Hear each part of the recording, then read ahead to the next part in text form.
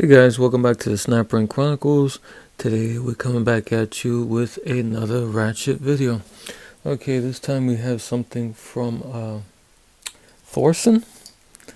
This is like a later on Thorson when they were I guess branching out overseas, or they were close to not having any domestic or tools made here in America anymore.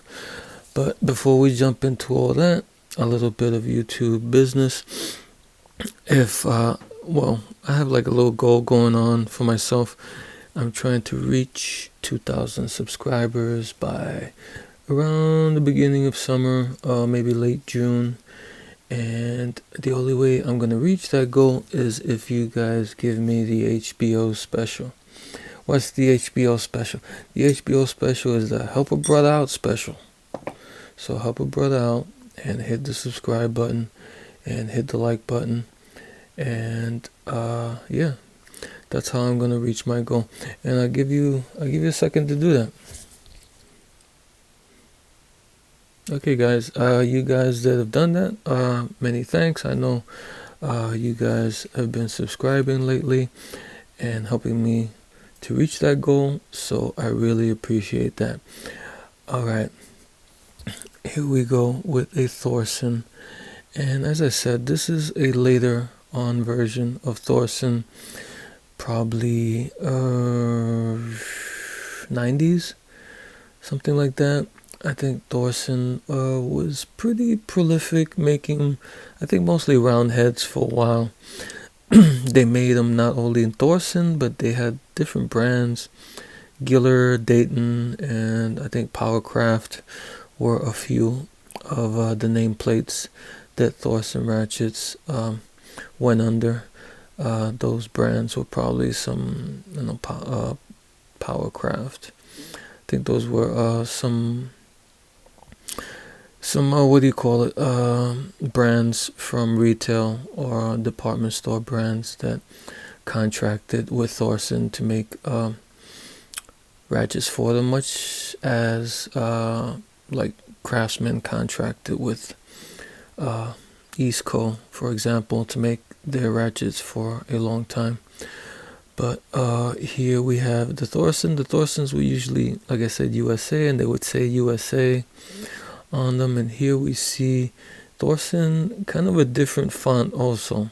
When they went overseas, the fonts, the older fonts were a bit different than these. These look more like typeset fonts for Thorson, and sometimes it would be Thorson also and Allied.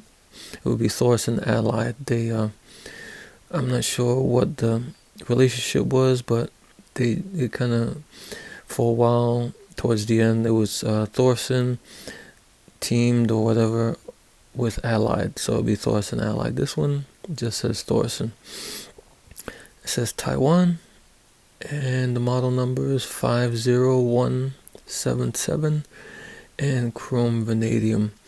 And this is a 1/4 inch ratchet, and here we take a look at the handle and the knurling.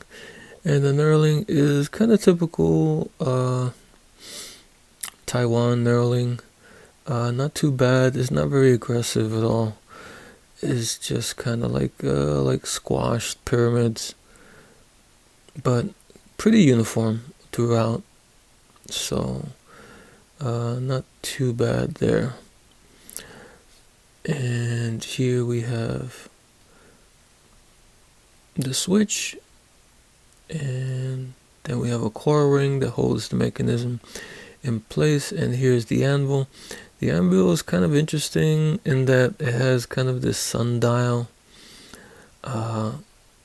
sun rays, lines around it there on the base of the anvil.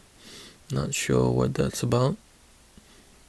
And to take this apart, simple, just get an implement and try to get this coil ring out. These coil rings could be a little bit more difficult than older coil rings or American made coil rings, because American made ones usually had like a little lip that was sticking over, so you can get a tool and stick it under there and lift it out.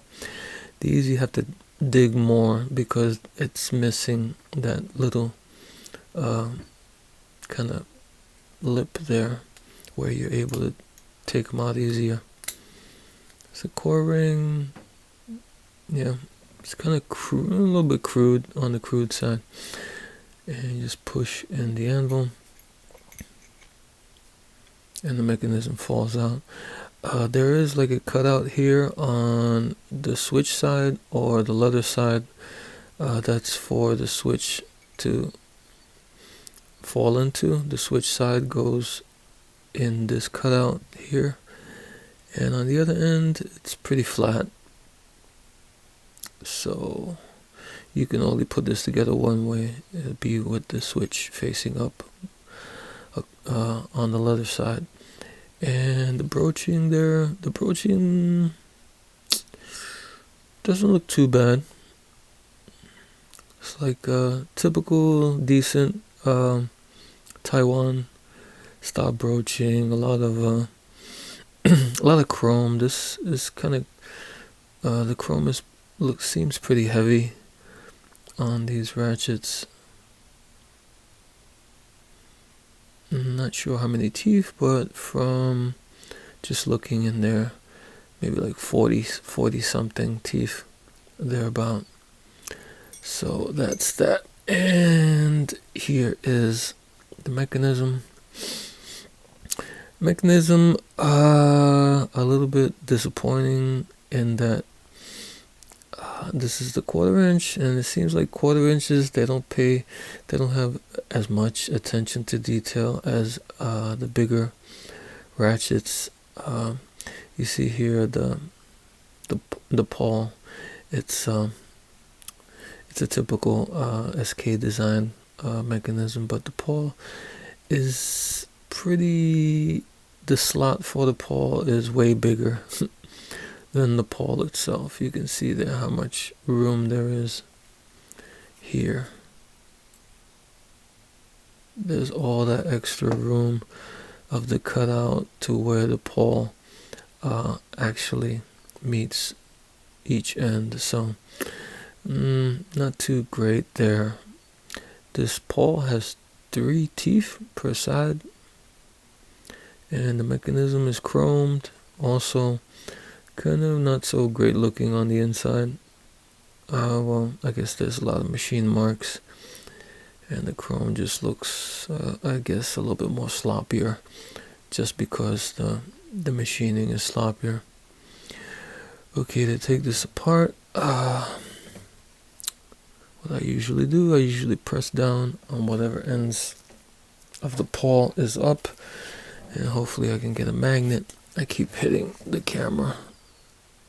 My apologies. Press it down, and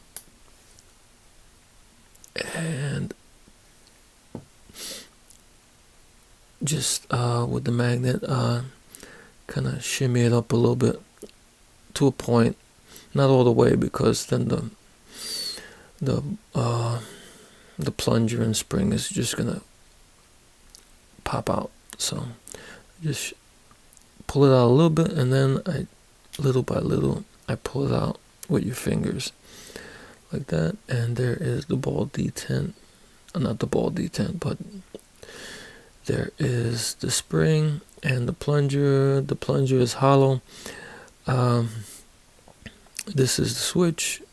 It's made of metal, has one hole where the spring and plunger sits in. Another problem with these is that let me show you the plunger, and the problem is that a lot of these plungers get deformed. You see that dent there, and on the other side usually there's another dent there. This is the plunger.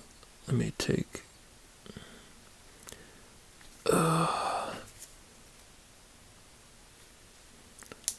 the the pin out. Here's the pin for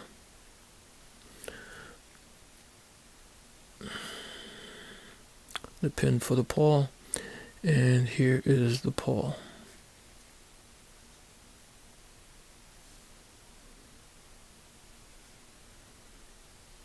Doesn't look too bad. There's chamfering on both sides of the hole. And there are the 3 teeth, and underneath, not much to see there. As I was saying with the plunger, it hits these sharp sides here. These sharp sides of the mechanism, and it gets those indents on the side of the plunger. And the problem is that when they're engaged on either side, they'll lean against those sharp corners, and the sharp corners will just dig into the plunger like that, and will not allow it to go all the way up, because it has to push the pawl up to engage the teeth of the pawl to the teeth of here in the head, in the mechanism, the teeth that engage in Ratchet. So what happens is when you go on one side and it kind of pushes down the plunger to go to the other side, it'll go, and once it's ratcheting, it kind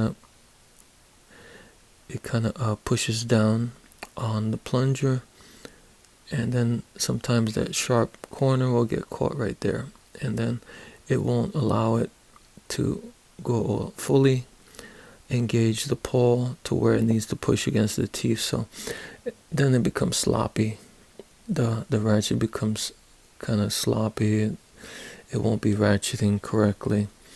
So that's kind of the big problem with these Taiwan, kind of generic Taiwan round head ratchets, is that that problem there. It's they can solve that if they had like on the switch, they had maybe a little lip or something, a protrusion where, and there was a catch in there where it could limit how far the plunger or how far the switch can go from side to side, because if the switch limited its range, it wouldn't be hitting the sides of the plunger, and that's what kind of they're using the plunger as a stop, but it's also deforming the plunger, which creates those problems. But here's the mechanism, some chamfering here, which isn't bad. Like I said, everything's chromed. Looks a little bit, the machining not so great with the chrome job, but I guess it's not that horrible. And you can see the channel here. It's way too big for this pawl, but that's about it. Okay, and to put all this back together, you just take your plunger, put that in the switch, put that in the hole, both the spring and the plunger, and just put that aside for a second. Now you take your pawl and you do your best to line up the hole there, sorta. And you take your pin.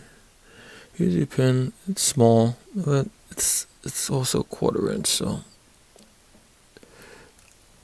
oh boy, yeah,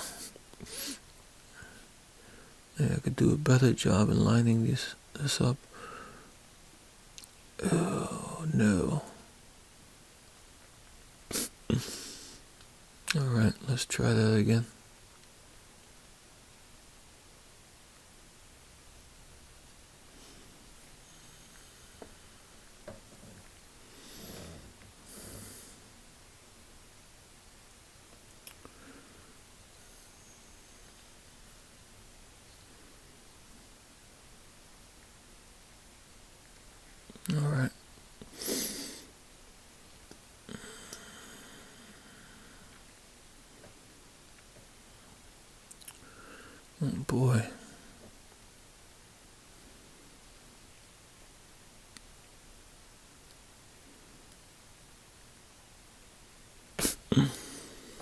Okay. Okay, so we got the pin in, and the pin in the hole looks a little sloppy. I don't know.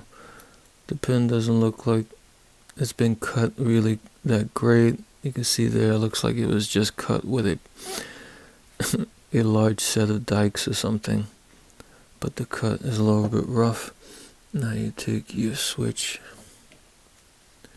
and plunger. You put it against the mechanism there, and you press that in like that, and you see if it's switching, and it is. Okay, now like I said, you take the part that has the cutout, and that's where you're gonna slip it into. And you might want to press the pawl down a little bit to get it in there. And now you get your coil ring.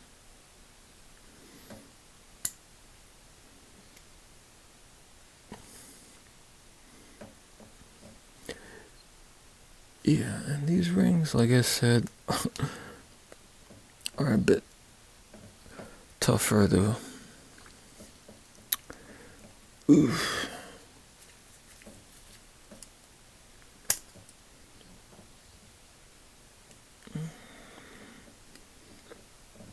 to get to work. Oh, brother.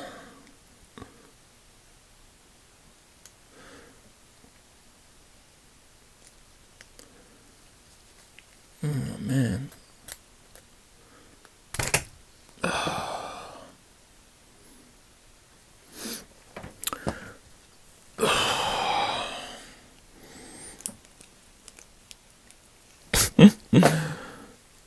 Sorry I had to go off camera, but it was giving me problems.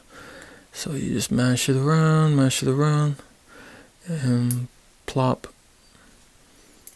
Make sure it's sitting correctly and it's secure. And there we go. There we have the Thorsen Ratchet. Thorsen Ratchet, made in Taiwan. Definitely a step down for Thorson. Not so great. But this is the world of ratchets for the last 20-25 years, whatever, is that kind of race to the bottom, where all these American companies kind of were pretty, I don't know, cheapened their brands when they got sold, and mergers and all this other stuff. And what happened is they became these cheaper ratchets. That's all I can say. Alright guys, until next time.